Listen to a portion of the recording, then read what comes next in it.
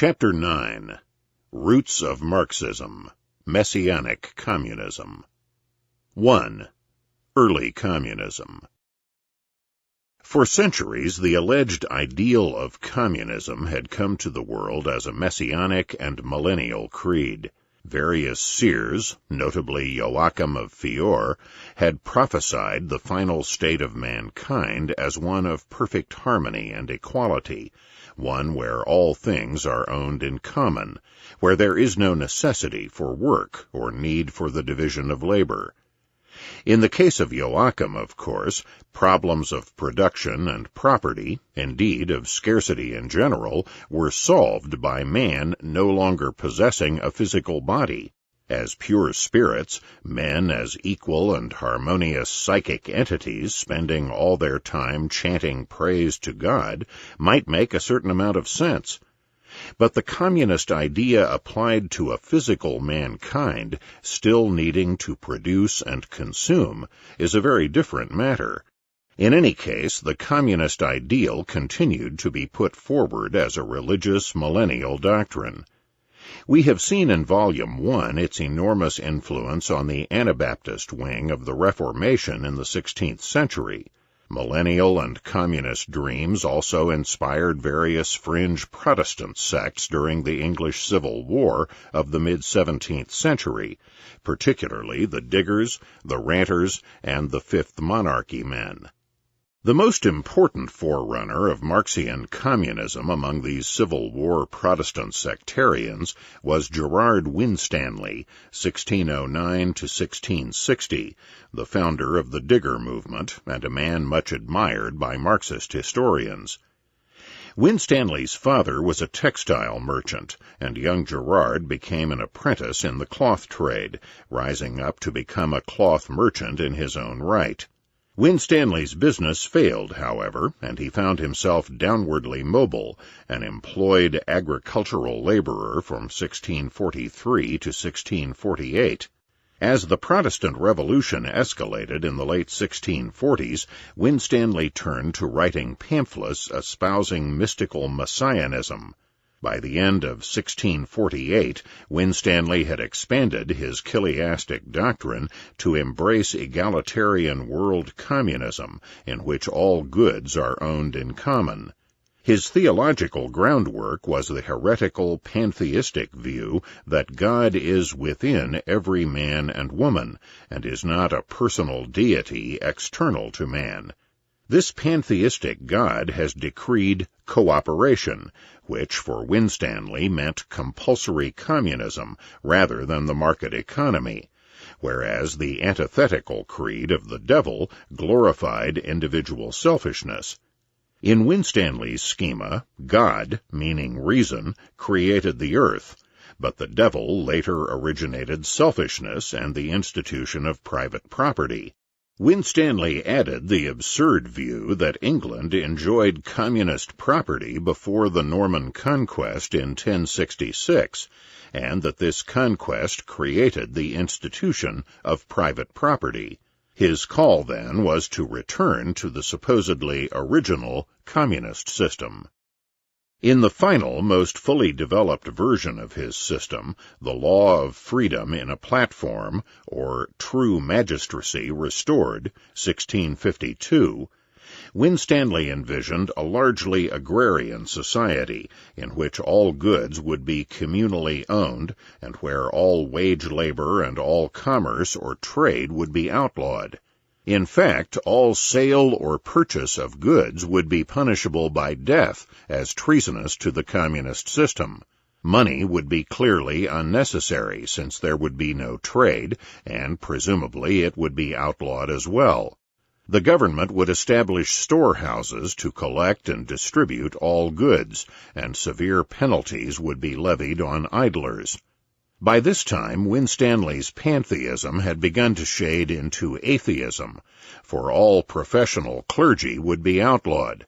There would be no Sabbath observation, and ministers would be elected by the voters to give what would be essentially secular sermons, teaching everyone the virtues of the communist system. Education would be free and compulsory, and most of the children would be channeled into useful crafts, a foreshadowing of the progressive educational creed. Book learning, which the uneducated Winstanley felt to be far inferior to practical vocational skill, would be discouraged. Winstanley's strategic recipe for communist victory was for various groups of his followers, or diggers, to move peacefully into waste or common lands, and to set up communist societies upon them. The first digger group, led by Winstanley, moved on to wastelands near South London in April 1649, and 10 digger settlements were thereby established over the next year. Only 30 diggers moved into the first commune, and only a few hundred set up communes across the country. The notion was that these egalitarian communist settlements would so inspire the masses that they would abandon wage work or private property and move on to digger settlements, thus bringing about the withering away of the market and of private property. In reality, the masses treated the digger communes with great hostility, causing their suppression in a short period of time. By the time of his magnum opus in 1652, Winstanley was vainly appealing to the dictator, Oliver Cromwell, to impose his cherished system from above. The idea of mass direct action to establish his system was rapidly abandoned in the face of reality. Another more mystical communist sect during the English Civil War was the half-crazed Ranters. The Ranters were classic antinomians, that is, they believed that all human beings were automatically saved by the existence of Jesus, and that therefore all men are free to disobey all laws, and to flout all moral rules. Indeed, it was supposed to be good and desirable to commit as many sins as possible in order to demonstrate one's automatic freedom from sin and to purge oneself of false guilt about committing sins. To the pure at heart, the Ranters opined, all things are pure. The Ranters, like Joachim of Fiore and the Anabaptists of the Reformation, proclaimed the coming age of the Holy Spirit, which moved in every man. The key difference from Orthodox Calvinism or Puritanism is that in those more orthodox creeds, the workings of the Holy Spirit were closely tied to the Holy Word, that is, the Bible. For the Ranters and other inner light groups, however, all deuces were literally wild. The Ranters pursued this path, too, to pantheism. As one of their leaders declared, the essence of God was as much in the ivy leaf as in the most glorious angel. The Ranters, then, combined their belief in communism with total sexual license, including the practice of communism of women and communal homosexual and heterosexual orgies. 2. Secularized millennial communism, Mably and Morelli. During the havoc and upheaval of the French Revolution, the communist creed, as well as millennial prophecies, again popped up as a glorious goal for mankind. But this time the major emphasis was a secular context. But the new secular communist prophets were faced with a grave problem. What will be the agency for this social change? In short, religious chiliasts never had problems about agency, that is, how this mighty change would come about. The agent would be the hand of providence, specifically either the second advent of Jesus Christ for premillennialists, or designated prophets or vanguard groups who would establish the millennium in anticipation of Jesus' eventual return, for postmillennialists. King Bockelson and Thomas Müntzer were examples of the latter. But if the Christian millennialists possessed the assurance of the hand of divine providence inevitably achieving their goal, how could secularists command the same certainty and self-confidence? It looked as if they would have to fall back on mere education and exhortation. The secularist task was made more difficult by the fact that religious millennialists looked to the end of history and the achievement of their goal by means of a bloody apocalypse. The final reign of millennial peace and harmony could only be achieved in the course of a period known as the Tribulation, the final war of good against evil, the final triumph over the Antichrist. All of which meant that if the secular communists wished to emulate their Christian forebears, they would have to achieve their goal by bloody revolution, always difficult at best. It is no accident, therefore, that the heady days of the French Revolution would give rise to such revolutionary hopes and aspirations.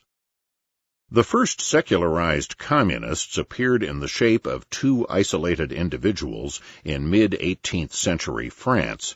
The works of these two men would later burgeon into an activist revolutionary movement amidst the hothouse atmosphere and the sudden upheavals of the French Revolution. One was the aristocrat Gabriel Bonneau de Mably, 1709 to 1785, the elder brother of the laissez-faire liberal philosopher Etienne Bonneau de Condillac. In contrast to his brother, the distinguished philosopher, Mably devoted himself to being a lifelong writer on a large variety of subjects, a man whose works, as Alexander Gray wittily writes, are deplorably numerous and extensive. Mably's prolix and confused writings were astoundingly popular in his day. His entire collected works, ranging from 12 to 26 volumes, being published in 4 different editions within a few years of his death. Mably's main focus was to insist that all men are perfectly equal and uniform, that all men are one and the same everywhere. He professed to discern this alleged truth in the laws of nature. Thus, in his chief work, Doute Proposé, 1786, an attack on the libertarian natural rights theory of Mercier de la Rivière, Mably presumes to interpret the voice of nature. Nature says to us, "I love you equally." As in the case of most communists after him, Mably found himself confronted with one of the great problems of communism. If all property is owned in common and each person is equal, then the incentive to work is negative, since only the common store will benefit and not the individual worker in question. Mably in particular had to confront this problem, since he also maintained that man's natural and original state was communism, and that private property arose to spoil matters precisely because of the indolence of some who wished to live at the expense of others. Mably's proposed solutions to this grave problem were scarcely adequate. One was to urge everyone to tighten their belts, to want less, to be content with Spartan austerity. His other answer was to come up with what Che Guevara and Mao Zedong would later call moral incentives to substitute for crass monetary rewards the recognition of one's merits by one's brothers, in the form of ribbons, medals, etc. Alexander Gray notes that Mably makes use of such distinctions or birthday honors lists to stimulate everyone to work. He goes on to point out that the more distinctions are handed out as incentives, the less they will truly distinguish, and the less influence they will therefore exert. Furthermore, Mably does not say how or by whom his distinctions are to be conferred. Gray adds that in a communist society in reality, many people who don't receive honors may and probably will be disgruntled and resentful at the supposed injustice involved, yet their zeal doesn't flag. Thus, in his two proffered solutions, Gabriel de Mably was resting his hope on a miraculous transformation of human nature, what the Marxists would later see as the advent of the new socialist man, willing to bend his desires and his incentives to the requirements of, and baubles conferred by, the collective. But for all his devotion to communism, Mably was at bottom a realist, and so he held out no hope for its triumph. On the contrary, man is so steeped in the sin of selfishness and private property that only the palliatives of coerced redistribution and prohibitions of trade are even possible. It is no wonder that Mably was not equipped to inspire and stimulate the birth and growth of a revolutionary communist movement. If Gabriel de Mably was a pessimist, the same cannot be said of the highly influential work of the unknown Morelli, author of The Code of Nature, published in 1755 and going into 5 further editions by 1773. Morelli had no doubts of the workability of communism. For him there was no problem of laziness or negative incentives. There was no need, in short, for any change in human nature or the creation of a new socialist man. In a vulgarization of Rousseau, man is everywhere good, altruistic, and dedicated to work. It is only institutions that are degrading and corrupt, specifically the institution of private property. Abolish that, and man's natural goodness would easily triumph. Query: where did these corrupt institutions come from, if not from man? Banish property, and crime would disappear. For Morelli, the administration of the communist utopia would also be easy. Assigning every person his task in life, and also deciding what material goods and services would fulfill his needs, would apparently be a trivial problem for the Ministry of Labor or of Consumption. For Morelli, all this was merely a matter of trivial enumeration, of listing things and persons. Here is the ancestor of Marx and Lenin's dismissal of the gigantic problems of socialist administration and allocation as merely a question of bookkeeping. But things, after all, are not going to be that easy. Mably, the pessimist on human nature, was apparently willing to leave matters to voluntary actions of individuals. But Morelli, the alleged optimist, was cheerfully prepared to employ brutally coercive methods to keep all the good citizens in line. Once again, as in Mably, the edicts of the proposed state would be written clearly by nature, as revealed to the founder Morelli. Morelli worked out an intricate design for his proposed government and society, all allegedly based on the clear dictates of natural law, and most of which were to be changeless and eternal, to Morelli a vital part of the scheme. In particular, there is to be no private property except for daily needs. Every person is to be maintained and employed by the collective. Every man is to be forced to work, to contribute to the communal storehouse according to his talents, and will then be assigned goods from these stores according to his needs, to be brought up communally and absolutely identically in food, clothing, and training. Philosophic and religious doctrines are to be absolutely prescribed. No differences are to be tolerated, and children are not to be corrupted by any fable, story, or ridiculous fictions. All buildings must be the same and grouped in equal blocks. All clothing is to be made out of the same fabric. Occupations are to be limited and strictly assigned by the state. Finally, these laws are to be sacred and inviolable, and anyone attempting to change them is to be isolated and incarcerated for life. As in all the communist utopias, Mably's and Morelli's, as Alexander Gray makes clear, are ones under which no sane man would on any conditions consent to live if he could possibly escape. The reason, apart from the grave lack of incentives in utopias to produce or innovate, is that life has reached a static state. Nothing happens, nothing can happen in any of them. It should be added that these utopias were debased, secularized versions of the visions of the Christian millennialists. In the Christian millennium, Jesus Christ, or alternatively his surrogates and predecessors, comes back to earth to put an end to history. And presumably there will be enough enchantment in glorifying God without worrying about the absence of earthly change. And, as we have seen, this is particularly true in Joachim of Fior's envisioned millennium of people without earthly bodies. But in the secularized utopias there reigns at best gray gloom and stasis, totally contrary to man's nature on earth.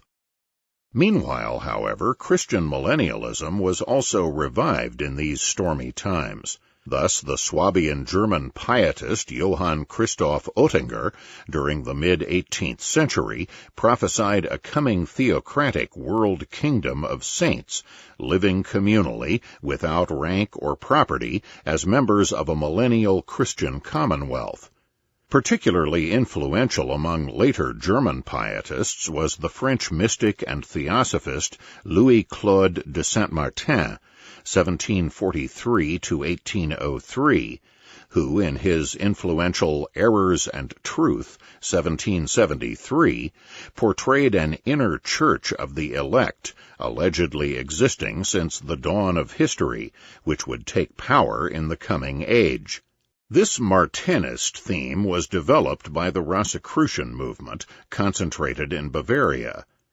Originally alchemist mystics during the 17th and 18th centuries, the Bavarian Rosicrucians began to stress the coming takeover of world power by the inner church of the elect during the dawning millennial age. The most influential Bavarian Rosicrucian author, Karl von Eckartshausen, expounded on this theme in two widely read works, Information on Magic, 1788 to 1792, and On Perfectibility, 1797. In the latter work, he developed the idea that the inner church of the elect had existed backwards in time to Abraham, and then forwards to a world government to be ruled by these keepers of the divine light. The third and final age of history, the age of the Holy Spirit, was now at hand. The illuminated elect, destined to rule the new communal world, were, fairly obviously, the Rosicrucian order itself, since their major evidence for the dawn of the Third Age was the rapid spread of Martinism and Rosicrucianism itself. And these movements were indeed spreading during the 1780s and 1790s. The Prussian king Frederick William II and a large portion of his court were converted to Rosicrucianism in the late 1780s, as was the Russian Tsar Paul I a decade later, based on his reading of Saint-Martin and Eckartshausen, both of whom he considered to be transmitters of divine revelation. Saint-Martin was also influential through his leadership of Scottish Rite Masonry in Lyon, and was the main figure in what might be called the apocalyptic Christian wing of the Masonic movement. 3. The Conspiracy of the Equals. Inspired by the works of Mably and especially Morelly, a young journalist from Picardy decided, amidst the turmoil of the French Revolution, to found a conspiratorial revolutionary organization to establish communism. Strategically, this was an advance on the two founders, who had had no idea but simple education of how to achieve their goal. François Noël, Caius Gracchus Babeuf, 1764 to 1797, a journalist and commissioner of land deeds in Picardy, came to Paris in 1790 and imbibed the heady revolutionary atmosphere. By 1793, Babeuf was committed to economic equality and communism. 2 years later, he founded the secret Conspiracy of the Equals, organizing around his new journal, The Tribune of the People. The Tribune, like Lenin's Iskra, a century later, was used to set a coherent line for his cadre, as well as for his public followers. As James Billington writes, Babeuf's Tribune was the first journal in history to be the legal arm of an extra-legal revolutionary conspiracy. The ultimate ideal of Babeuf and his conspiracy was absolute equality. Nature, they claimed, calls for perfect equality. All inequality is injustice. Therefore, community of property was to be established. As the conspiracy proclaimed emphatically in its Manifesto of Equals, written by one of Babeuf's top aides, Sylvain Maréchal, "We demand real equality or death. That is what we must have. For its sake," the manifesto went on, "we are ready for anything. We are willing to sweep everything away. Let all the arts vanish if necessary, as long as genuine equality remains for us." In the ideal communist society sought by the conspiracy, private property would be abolished, and all property would be communal and stored in communal storehouses. From these storehouses the goods would be distributed equitably by the superiors. Apparently there was to be a cadre of superiors in this oh-so-equal world. There was to be universal compulsory labor, serving the fatherland by useful labor.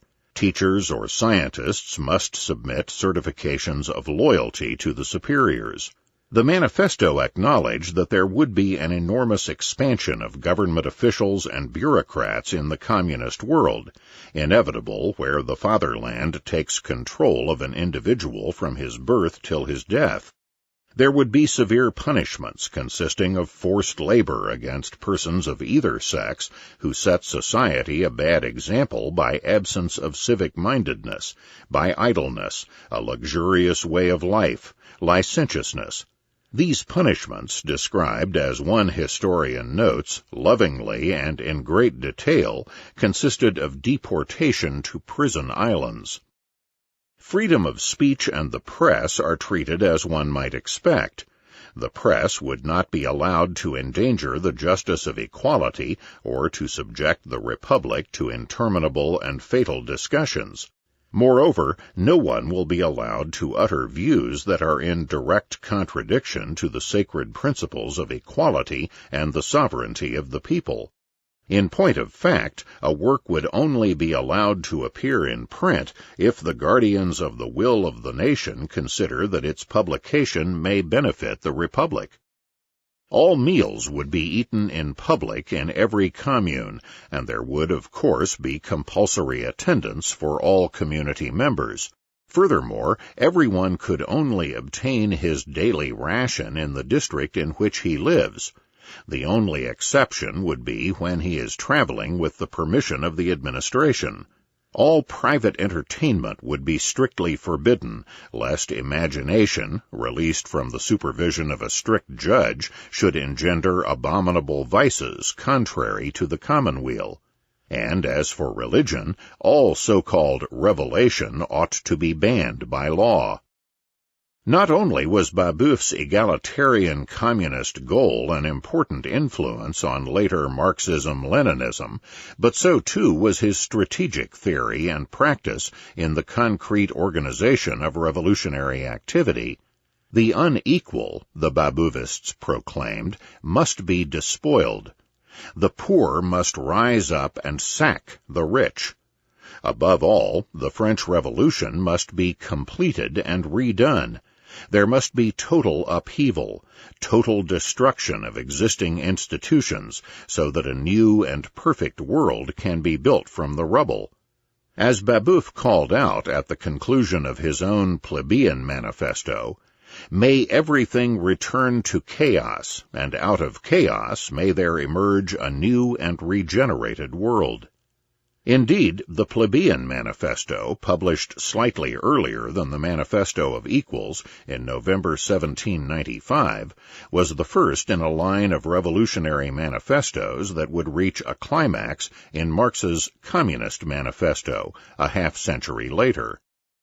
The two manifestos revealed an important difference between Babeuf and Maréchal, which might have caused a split had not the equals been crushed soon afterwards by police repression. For in his plebeian manifesto, Babeuf had begun to move toward Christian messianism, not only paying tribute to Moses and Joshua, but also particularly to Jesus as his, Babeuf's, co-athlete. And in prison, Babeuf had written A New History of the Life of Jesus Christ. Most of the equals, however, were militant atheists, spearheaded by Maréchal, who liked to refer to himself with the grandiose acronym HSD, L'homme sans Dieu, the man without God. In addition to the idea of conspiratorial revolution, Babeuf, fascinated by military matters, began to develop the idea of people's guerrilla warfare, of a revolution being formed in separate phalanxes by people whose permanent occupation would be making revolution, what Lenin would later call professional revolutionaries. He also toyed with the idea of military phalanxes securing a geographical base and then working outwards from there, advancing by degree, consolidating to the extent that we gain territory we should be able to organize.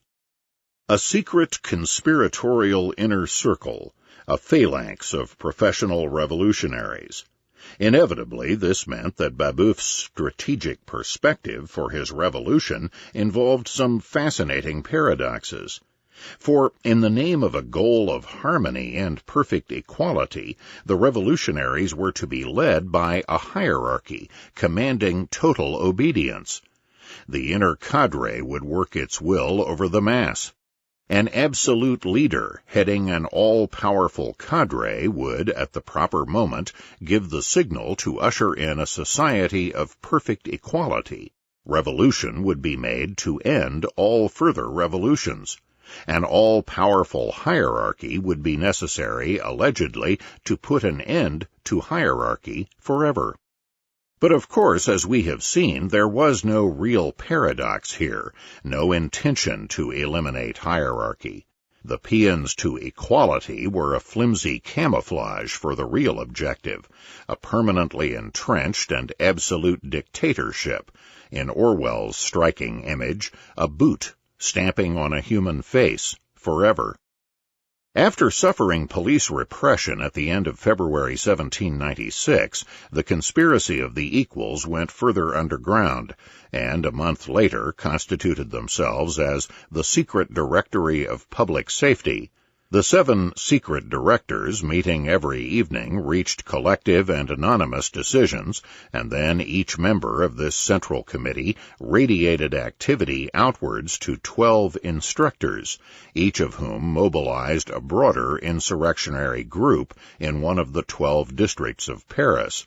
In this way, the conspiracy managed to mobilize 17,000 Parisians. But the group was betrayed by the eagerness of the secret directorate to recruit within the army.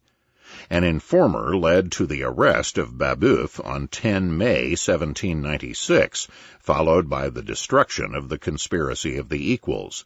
Babeuf was executed the following year. Police repression, however, almost always leaves pockets of dissidents to rise again, and the carrier of the torch of revolutionary communism was a Babeuvist arrested with the leader, but who managed to avoid execution.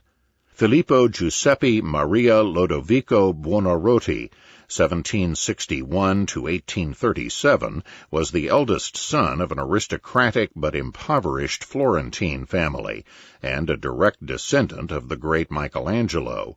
Studying law at the University of Pisa in the early 1780s, Buonarroti was converted by disciples of Morelli on the faculty.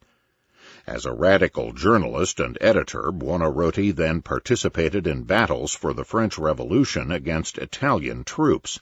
In the spring of 1794, he was put in charge of the French occupation in the Italian town of Oneglia, where he announced to the people that all men must be equal, and that any distinction whatever among men is a violation of natural law.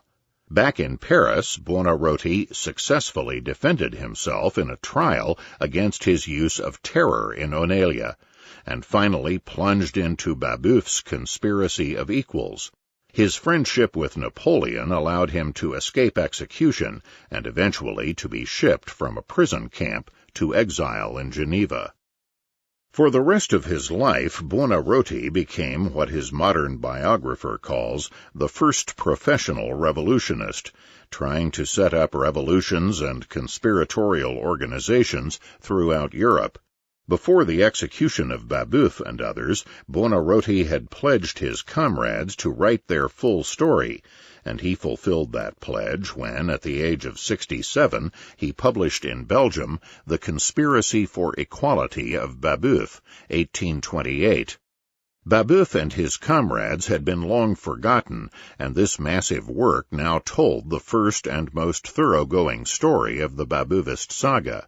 The book proved to be an inspiration to revolutionary and communist groupings, and it sold extremely well, the English translation of 1836 selling 50,000 copies in a short space of time. For the next decade of his life, the previously obscure Buonarroti was lionized throughout the European ultra-left.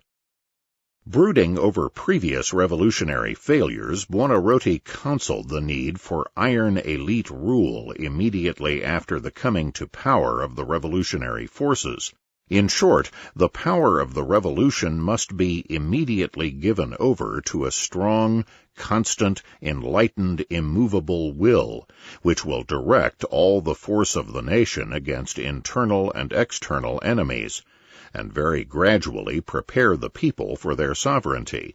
The point, for Buonarroti, was that the people are incapable either of regeneration by themselves or of designating the people who should direct the regeneration. 4. The burgeoning of communism. The 1830s and 1840s saw the burgeoning of Messianic and chiliastic communist and socialist groups throughout Europe, notably in France, Belgium, Germany, and England.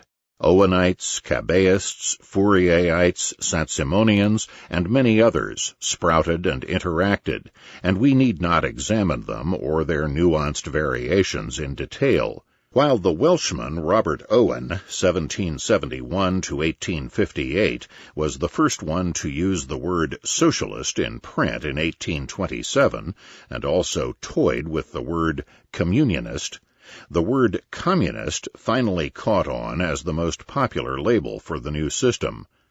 It was first used in a popular printed work, Etienne Cabet's utopian novel Voyage in Icaria, 1839, and from there the word spread like wildfire across Europe, spurred by the recent development of regular steamboat mail service and the first telegraphy.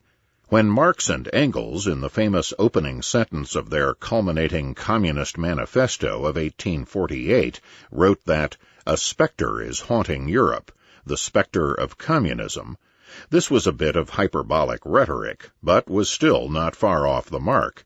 As Billington writes, the talismanic word communism spread throughout the continent with a speed altogether unprecedented in the history of such verbal epidemics. In this welter of individuals and groups, there are some interesting ones to focus on. The earliest German exile group of revolutionaries was the League of Outlaws, founded in Paris by Theodor Schuster under the inspiration of the writings of Buonarroti. Schuster's pamphlet, Confessions of Faith of an Outlaw, 1834, was perhaps the first projection of the coming revolution as a creation of the outlaws and marginal outcasts of society, the ones outside the circuit of production, whom Marx would understandably dismiss brusquely as the lumpen proletariat. The lumpen were later emphasized in the 1840s by the leading anarcho-communist, the Russian Mikhail Bakunin, 1814 to 1876, and by various strains of the New Left of the late 1960s and early 1970s. The Outlaws were the first international organization of communist revolutionaries, comprised of about 100 members in Paris and nearly 80 in Frankfurt am Main. The League of Outlaws, however, disintegrated about 1838, many, including Schuster, going off into nationalist agitation. But it was succeeded quickly by the larger group of German exiles, the League of the Just, also headquartered in Paris. The German communist groups always tended to be more Christian than the others. Thus, Karl Schapper, leader of the Paris headquarters section of the League of the Just, addressed his followers as brothers in Christ and hailed the coming social revolution as the great resurrection day of the people. Intensifying the religious tone of the League of the Just was the prominent German communist, the tailor Wilhelm Weitling, 1808 to 1871. In his secretly printed manifesto that he wrote for the League of the Just, Humanity as it is and as it ought to be, 1838, which, though secret, was widely disseminated and discussed, Weitling proclaimed himself as a social Luther and denounced money as the source of all corruption and exploitation. All private property and all money was to be abolished, and the value of all products to be calculated in labor hours, the labor theory of value taken all too seriously. For work in public utilities and heavy industry, Weitling proposed to mobilize a centralized industrial army, fueled by the conscription of every man and woman between the ages of 15 and 18. Expelled from France after revolutionary troubles in 1839, the League of the Just moved to London, where it also established a broader front group, the Educational Society for German Working Men, in 1840.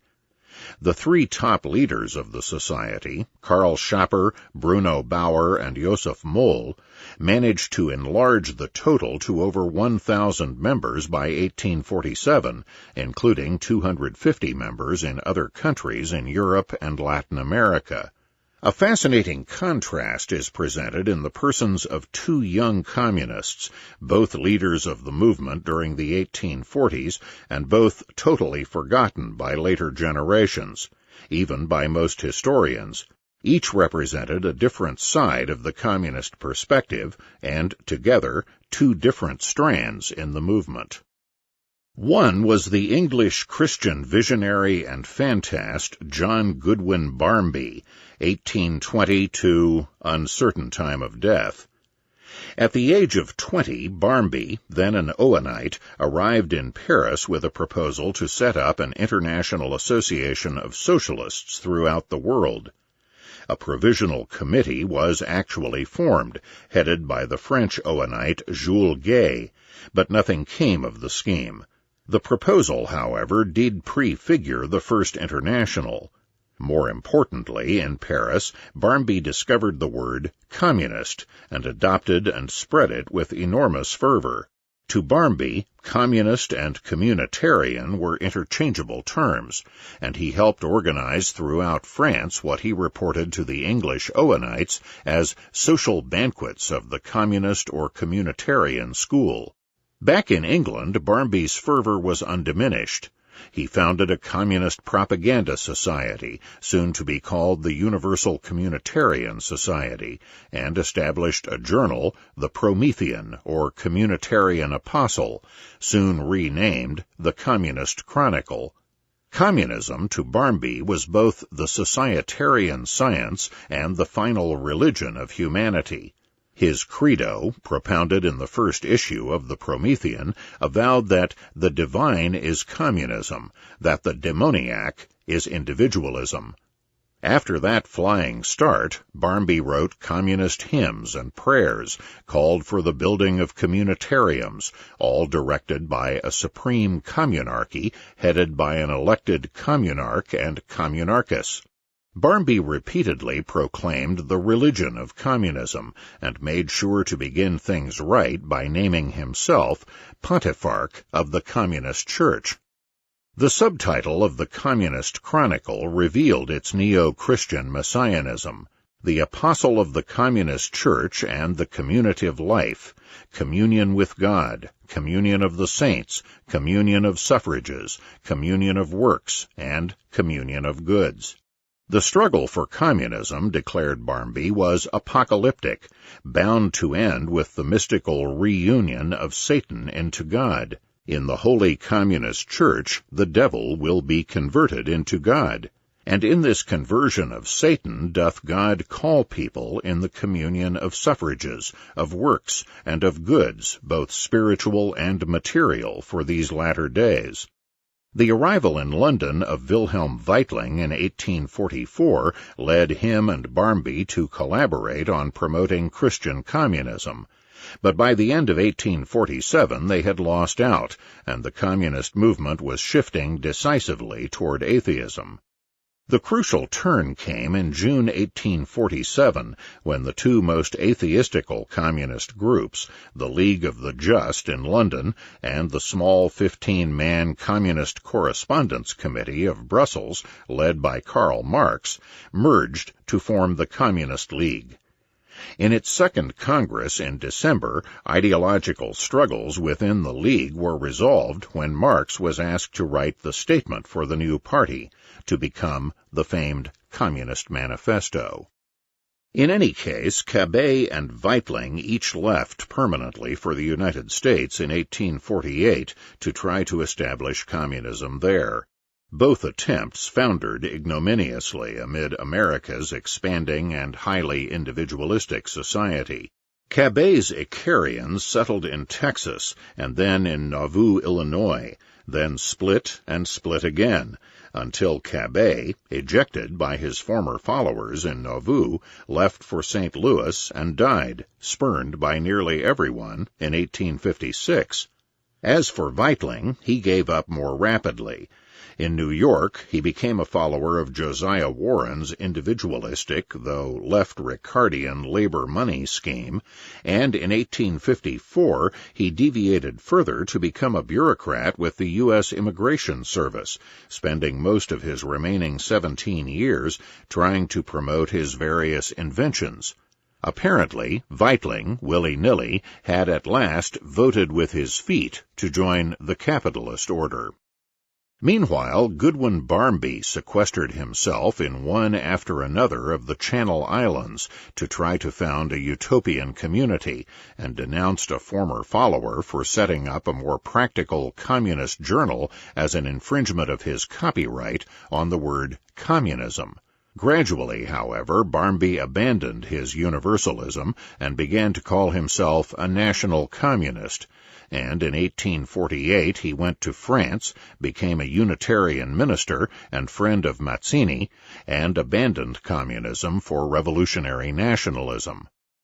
On the other hand, a leading young French communist, Théodore des Amis, 1808 to 1850, represented a competing strain of militant atheism and a tough cadre approach.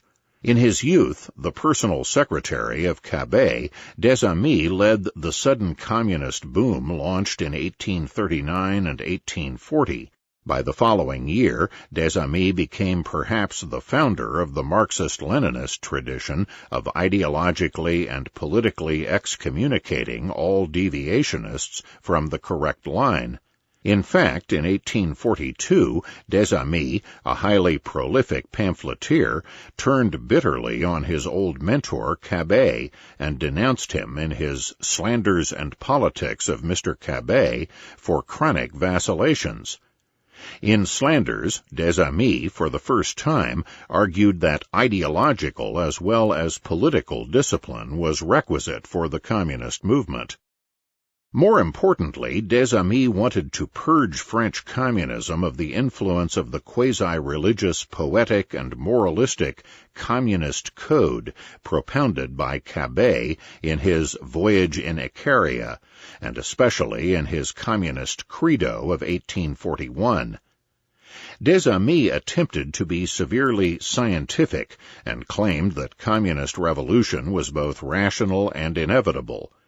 It is no wonder that des Amis was greatly admired by Marx. Furthermore, pacific or gradual measures must be rejected. Des Amis insisted that a communist revolution must confiscate all private property and all money immediately. Half measures will satisfy no one, he claimed. And furthermore, as Billington paraphrases it, swift and total change would be less bloody than a slow process, since communism releases the natural goodness of man. Not only would revolutionary communism be immediate and total, it would also be global and universal. In the future communist world, there will be one global Congress of Humanity, a single language, and a single labor service called industrial athletes, who perform work in the form of communal youth festivals. Moreover, the new universal country would abolish not only narrow nationalism, but also such divisive loyalties as the family. In stark practical contrast to his own career as ideological excommunicator, Des Amis proclaimed that under communism, conflict would be logically impossible. There can be no splits among communists. Our struggles among ourselves can only be struggles of harmony or reasoning, since communitarian principles constitute the solution to all problems. Amidst this militant atheism there was, however, a kind of religious fervor, and even faith. For Des Amis spoke of this sublime devotion which constitutes socialism, and he urged proletarians to re-enter the egalitarian church, outside of which there can be no salvation. Des Amis' arrest and trial in 1844 inspired German communists in Paris, such as Arnold Ruge, Moses Hess, and Karl Marx, and Hess began to work on a German translation of Des Amis' code under the encouragement of Marx, who proclaimed the code scientific, socialist, materialist, and real humanist.